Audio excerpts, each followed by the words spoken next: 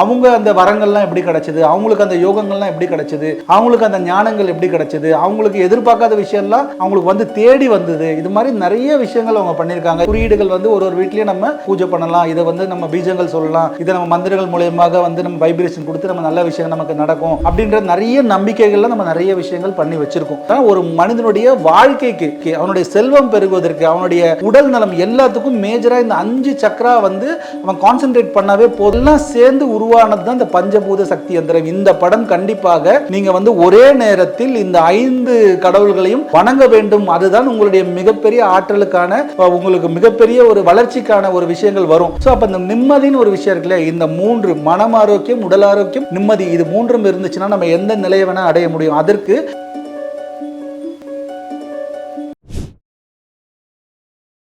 அனைத்து பக்தி கஃபே நேயர்களுக்கு ஆரா பாபுஜியின் அன்பான வணக்கம். இன்று நான் உங்க கூட பகிரக்கூடிய ஒரு தகவல் என்ன அப்படின்னா, நம்ம ஆன்மீகம் சார்ந்து, மதங்கள் சார்ந்து நிறைய விஷயங்கள் வந்து நம்ம வந்து ஃபாலோ பண்ணிக்கிட்டு இருக்கோம். எதில் வந்து நமக்கு வந்து வெற்றி கிடைக்குது, எதில் நமக்கு மகிழ்ச்சி, எதில் நமக்கு அமைதி, எதில் நமக்கு நிம்மதி அப்படின்னு நமக்கு தெரியாது. எதை தின்னால் பித்தம் தெளியும் என்பதற்காக நம்ம நிறைய ஆலயங்களோட வழிபாடு போகிறோம், நிறைய சாமி படங்கள் நம்ம முதல் வீட்டில் வச்சுருக்கோம். இதில் நிறைய இருக்குது. ஸோ அப்போ உங்கள் வீட்டில் இருக்கக்கூடிய அத்தனை சாமி படமும் என் வீட்டில் இருக்கும். உங்கள் வீட்டில் இருக்கக்கூடிய அத்தனை வந்து எந்திர தகடுகளாக இருந்தாலும் அது என் வீட்டில் இருக்கிறதுக்கும் வாய்ப்புகள் இருக்கு. அதுக்கு அடுத்து என்ன ஆச்சு அப்படின்னா, சின்ன வந்து இந்த சின்ன ஐடல்ஸா நம்ம வந்து நிறைய பேர் பூஜை ரூம்ல வச்சிருக்கோம். அதுவும் நம்ம வீட்டில் இருக்கும், எல்லார் வீட்லயும் இருக்கும். அந்த மாதிரி இருந்துகிட்டு இருக்கு. ஸோ இந்த மாதிரி ஒண்ணா நம்ம தேடி வச்சுட்டு இருக்கோம். அப்ப சரியான முறை, சரியான படம் என்ன படம், இந்த இத்தனை படங்கள் இருந்தாலும் சரியான படம் நம் வாழ்வதற்கு, நம்மளுடைய மனம் ஆரோக்கியமாக இருந்தால் நமக்கு எல்லா சக்தியும் கிடைக்கும். அதே மாதிரி நம்ம உடல் ஆரோக்கியமா இருந்தால் நம்மளால உழைக்க முடியும். இந்த 2 விஷயம் இருக்கு. இது இல்லாம 3வது என்னன்னா, நிம்மதி அப்படின்னு சொல்லக்கூடிய இந்த ஒரே ஒரு விஷயம் மட்டும் நமக்கு கிடைச்சிருச்சு அப்படின்னா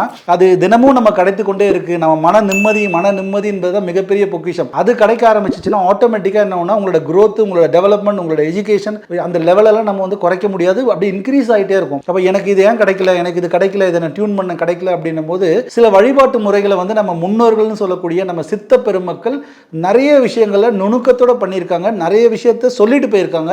ஆனா நிறைய விஷயத்தையே மறைத்து வைத்தும் போயிருக்காங்க. இந்த மாதிரி நிறைய இருக்கு. சித்தர் பெருமக்கள் அவங்க அந்த வரங்கள்லாம் எப்படி கிடைச்சது, அவங்களுக்கு அந்த யோகங்கள்லாம் எப்படி கிடைச்சது, அவங்களுக்கு அந்த ஞானங்கள் எப்படி கிடைச்சது, அவங்களுக்கு எதிர்பார்க்காத விஷயம்லாம் அவங்களுக்கு வந்து தேடி வந்தது. இது மாதிரி நிறைய விஷயங்கள் அவங்க பண்ணியிருக்காங்க. யாகத்தால, தியானத்தால, இது மாதிரி நம்ம முன்னோர்கள் வந்து நம்மளுடைய ரிலீஜியஸ்ல நிறைய பண்ணியிருக்காங்க. ஸோ இந்த மாதிரி சித்தர்கள் அருளிய, சித்தர்கள் எப்படி வந்து வழிபடணும், என்ன மாதிரி தேவதைகள்ல வழிபடணும், என்ன மாதிரி வந்து கடவுள்களை வழிபடணும், ஒரே நேரத்தில் வழிபடலாமா இல்லை ஒவ்வொரு நாளைக்கும் ஒவ்வொருத்தர வழிபடலாமான்னு நிறைய வழிமுறைகள் வந்து நம்ம இந்து மதத்தில் சொல்லிக்கிட்டு தான் இருக்கும். நீங்க நிறைய வீடியோஸ்ல நீங்க பார்த்துருக்கலாம். யூடியூப்ஸ்ல இதே சேனல்ல கூட நிறைய விஷயங்கள் நீங்க பார்த்திருக்கலாம். ஆனா இப்போ நான் சொல்லக்கூடிய விஷயங்கள் என்னன்னா, இப்போ வந்து இப்போ காளி யந்திரா, மகா யந்திரா, ஸ்ரீ சக்கரா, இந்த மாதிரி நிறைய எந்திரங்கள் வந்து தனித்தனியாக வடிவமைக்கப்பட்டிருக்கு. ஒரு சில வீட்டில் மகா யந்திரா இருக்கும், ஒரு சில வீட்டில் ஸ்ரீ சக்கரா இருக்கும், ஒரு சில வீட்டில் ஸ்வஸ்திக் இருக்கும். இந்த மாதிரி வந்து ஏதாவது ஒரு குறியீடுகள் வந்து ஒரு வீட்லயே நம்ம பூஜை பண்ணலாம், இதை வந்து நம்ம பீஜங்கள் சொல்லலாம், இதை நம்ம மந்திரங்கள் மூலயமாக வந்து நம்ம வைப்ரேஷன் கொடுத்து நம்ம நல்ல விஷயம் நமக்கு நடக்கும் அப்படின்ற நிறைய நம்பிக்கைகள்ல நம்ம நிறைய விஷயங்கள் பண்ணி வச்சிருக்கோம். ஆனா நான் சொல்லக்கூடிய படம் என்ன அப்படின்னா, பஞ்சபூத சக்தி யந்திர படம்னு ஒரு படம் இருக்கு. இது வந்து என்ன பண்ணியிருக்காங்க, இந்த பஞ்சபூத சக்தி தான் நம்மளுடைய வாழ்க்கை. பஞ்சபூத சக்தி தான் நமக்கு பிறக்க வைக்கிறது, நம்மளை காக்கிறது, நம்மளை அழிக்கிறது, எல்லாமே இந்த பஞ்சபூத சக்திகள் தான். ஏன்னா அது இல்லாமல் உயிர் தோன்றாது, அது இல்லாமல் நீங்க வந்து ஆரோக்கியமாக வாழ முடியாது. இந்த பஞ்சபூத சக்தினா அப்படின்னா மேஜரா வந்து அது இல்லாம எந்த உயிரினமும் தோன்ற முடியாது. ஒரு உயிரினத்திலிருந்து இன்னொரு உயிரினமா பரிணமிக்க முடியாது. இதுல எந்த சக்தி இல்லைனாலும் நமக்கு வந்து இயக்கம் நடக்காது. அப்ப நம்ம உடல்ல பஞ்சபூதங்கள் இருக்கு, பஞ்சபூதங்கள் சக்தி இருக்கு. அந்த பஞ்சபூதங்களுக்கு தொடர்புடைய 5 பஞ்ச சக்கரங்கள் இருக்கு. அதாவது இந்த 6வது சக்கரம் 7வது சக்கரத்தை விட்டுட்டு இங்க இருந்து கழுத்துல இருந்து நம்ம வந்து நம்மளுடைய ஆசன வாய் வரைக்கும் நம்ம வந்து அந்த சக்கராஸ் எடுத்து பார்க்கிறோம். சக்கராஸ் பத்தி தெரிஞ்சவங்களுக்கு தெரியும். அப்ப மூலாதார, சுவாதிஷ்டான, மணிப்பூரக, அநாகதா, விசுத்தான 5 முக்கியமான சக்கரம் தான் ஒரு மனிதனுடைய வாழ்க்கைக்கு, பொருளாதார வாழ்க்கைக்கு, அவனுடைய செல்வம் பெருகுவதற்கு, அவனுடைய உடல் நலம் எல்லாத்துக்கும் மேஜரா இந்த 5 சக்கரா வந்து கான்சென்ட்ரேட் பண்ணாவே போதும். ஏன்னா 5 சக்கராக்கு மேல நம்ம கான்சென்ட்ரேட்லாம் 6-7க்குலாம் போகணும்னா நம்ம சாதாரண நிலையில இருக்க மாட்டோம். அப்போ நமக்கு பேசிக்கா இந்த 5 சக்கரங்கள் குழந்தைகள் இருந்து சரியா இருக்கணும். இப்போ இந்த 5 சக்கரங்களுக்குன்னு சில பீஜங்கள் இருக்கு. அதை சரி பண்ணக்கூடிய அந்த ஓசையில சில பீஜங்கள் இருக்கு. இந்த 5 சக்கரங்களுக்கு குறியீடு இருக்கு. இந்த 5 சக்கரங்களுக்கு வந்து பாத்தீங்கன்னா கடவுள்கள் இருக்காங்க. இந்த 5 சக்கரத்தோட கடவுளையும் ஒன்னா வணங்கக்கூடிய ஒரு முறை வந்து சித்தர்கள் வந்து நிறைய ஃபாலோ பண்ணாங்க ஆரம்பத்துல. அதுதான் வந்து இந்த பஞ்சபூத சக்தி யந்திரன்னு சொல்லக்கூடியது. இப்போ இந்த 5 பூதங்களுக்கும் 5 கடவுள்கள், 5 இறைவன்கள் வந்து இதுக்கு வந்து ஒரு நாயகர்களாக இருக்கிறாங்க. அப்ப என்ன அப்படின்னா, இப்போ வந்து பாத்தீங்கன்னா நிலம் சொல்லக்கூடிய நிலத்தத்துவம் தத்துவத்துக்கு பாத்தீங்கன்னா பிரம்மன் வந்து ஒரு ஆளுமை, அவர் வந்து ஒரு கடவுளாக பாவிக்கப்படுறாரு. அடுத்து நீர் தத்துவத்துக்கு திருமால், பெருமாள் சொல்லக்கூடியவர் வந்து அவரோட கண்ட்ரோல்ல இருக்கு. அது சொல்லக்கூடிய வந்து அக்னின்னு சொல்லக்கூடிய வந்து ருத்ரனுடைய கண்ட்ரோல்ல இருக்கு. நாலாவது காற்றுன்னு சொல்லக்கூடியது மகேஸ்வரனோட கண்ட்ரோல்ல இருக்கு. ஐந்தாவது வந்து பாத்தீங்கன்னா ஆகாய சக்தின்னு சொல்லக்கூடியது வந்து சதாசிவனோட கண்ட்ரோல்ல இருக்கு. இப்போ இந்த 5 தெய்வங்கள் நம்ம வீட்டுல இருக்கா அப்படின்னா இதுதான் கேள்வி. என்னுடைய கேள்வி என்னன்னா, இப்ப பெருமாள் இருக்கிறதுக்கான வாய்ப்புகள் நிறைய இருக்கு. அப்ப பிரம்மா இருக்கிறதுக்கான வாய்ப்பு எனக்கு தெரிஞ்சு யார் வீட்லயும் பிரம்மனுடைய படமோ இல்ல வந்து ருத்ரனோட படமோ இல்ல வந்து சதாசிவத்தோட படமோ மகேஸ்வரனோட படமோலாம் இருக்கிறதுக்கான வாய்ப்புகள் வந்து மிக மிக குறைவு. அப்போ இந்த பஞ்சபூதத்தை இயக்கி இந்த பஞ்சபூதம் நமக்கு மனம், உடல் மற்றும் நிம்மதியை கொடுக்கக்கூடிய இந்த கடவுள்கள் படம் வந்து ஒரே நேரத்தில் இந்த பஞ்சபூதத்தோட நாயகர்களையும் வணங்க வேண்டும், அவங்கள வந்து நம்ம பூஜை செய்ய வேண்டும், அவங்களுடைய நாமங்களை நாம் உச்சரிக்க வேண்டும் என்பதுதான் சித்தர்களுடைய ஒரு மிகப்பெரிய ஒரு யுக்தியாக இருந்திருக்கு. அது பயங்கரமா அவங்க வந்து அதை ஆரம்ப காலகட்டத்தில் பயன்படுத்தி இருக்காங்க. பட் அந்த முறை வந்து மறைஞ்சு போச்சு.